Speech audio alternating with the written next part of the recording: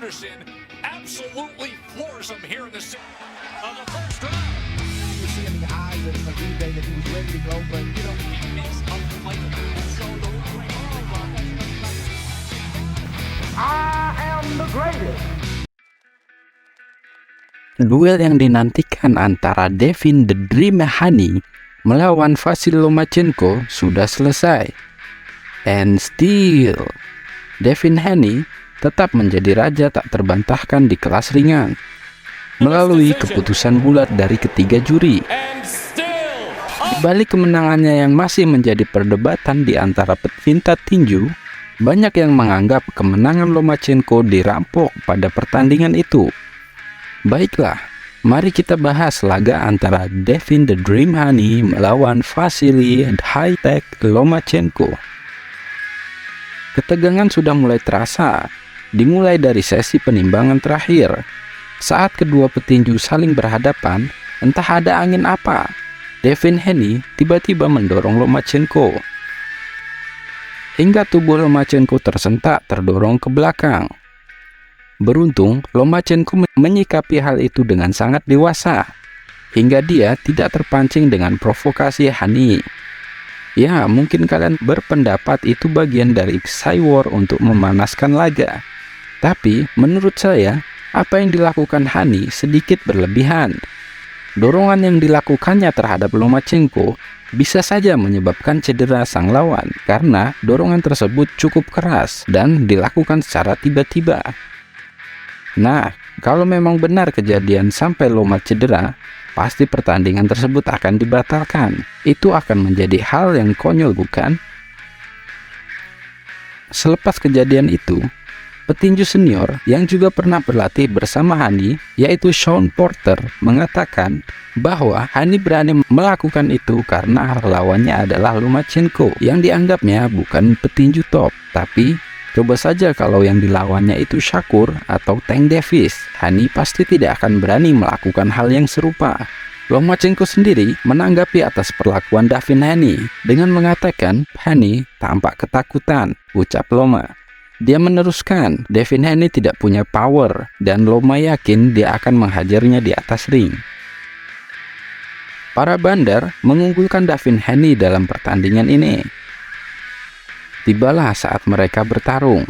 Dalam pertarungan 12 ronde tersebut, meskipun terpaut usia cukup jauh, yaitu perbedaan 11 tahun, namun masih terlihat kelincahan dan footwork ciri khas Lomachenko yang masih sangat impresif. Lomachenko mampu menjaga jarak dari jangkauan Devin Haney yang lebih panjang. Tetapi, Devin Haney lebih menekan sejak awal, membuat ronde-ronde awal sulit untuk dinilai. Lomachenko yang merupakan petarung lebih kecil, dia mengcover dan menjaga jarak untuk membuang ritme dari Devin Haney. Peluang terbaik Devin Haney datang dari pukulan ke arah tubuh di sepanjang paruh pertama pertarungan. Ia mendaratkan pukulan kiri yang berdampak kuat di ronde ke-7, yang tampaknya mampu mengejutkan Lomachenko. Lomachenko sendiri mampu recovery dengan baik, dan bisa dibilang di sisa-sisa ronde, Lomachenko benar-benar menemukan ritmenya. Lomachenko beberapa kali berhasil mendaratkan pukulan-pukulan kombinasinya. Tibalah saat pengumuman sang pemenang. Secara mengejutkan, Devin Haney lah yang keluar sebagai pemenang dengan keputusan bulat dari ketiga juri. Kalau kita lihat dari statistik pertandingan, memang tampak lebih dominan serangan yang dilancarkan oleh Lomachenko dengan rincian sebagai berikut. Total persentase pukulan masuk Devin Haney lebih baik dengan 27% dari serangannya mendarat, berbanding 22% saja serangan Lomachenko yang masuk. Pukulan yang dilancarkan Loma 564 berbanding 405 pukulan yang dilancarkan Devin Haney. Pukulan yang mendarat 124 untuk Loma dan 110 untuk Haney. Akurasi jabs Loma sedikit lebih unggul dengan 12%. Total jab yang dilepaskan Loma jauh lebih banyak, 250 berbanding 188 saja untuk Devin Haney. Jab yang masuk juga lebih unggul Lomachenko, 29 berbanding 20. Untuk persentase pukulan keras, Devin Haney unggul lumayan jauh, yaitu 41% berbanding 30%. Pukulan keras yang dilepaskan Loma memang jauh lebih banyak, yaitu 314 berbanding 217. Namun, pukulan keras Loma yang mendarat hanya 95 saja, sedangkan Devin Haney 90 pukulan.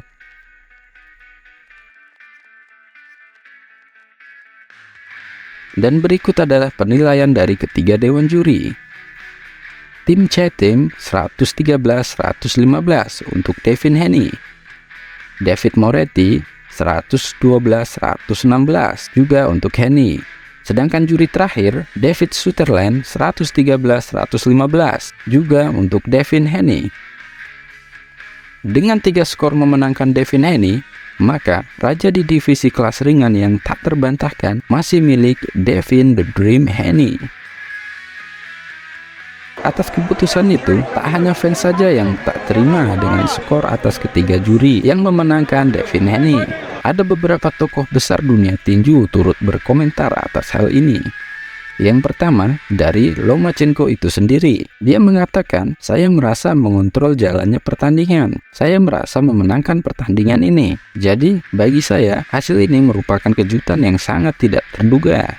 Kemudian, promotor legendaris Bob Arum, dia mengatakan, cukup aneh ketika melihat petinju Ukraina melawan petinju Amerika. Namun, ketiga jurinya adalah orang Amerika.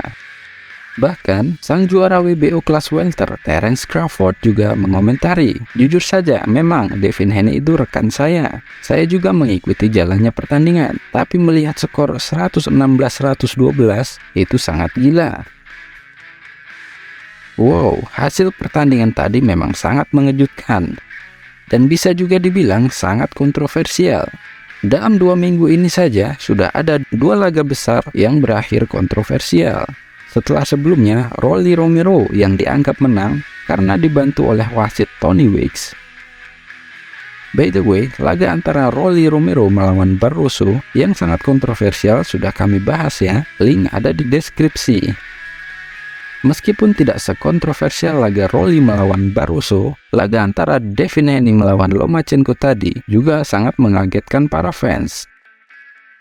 Banyak yang menganggap laga itu seharusnya dimenangkan oleh Lomachenko.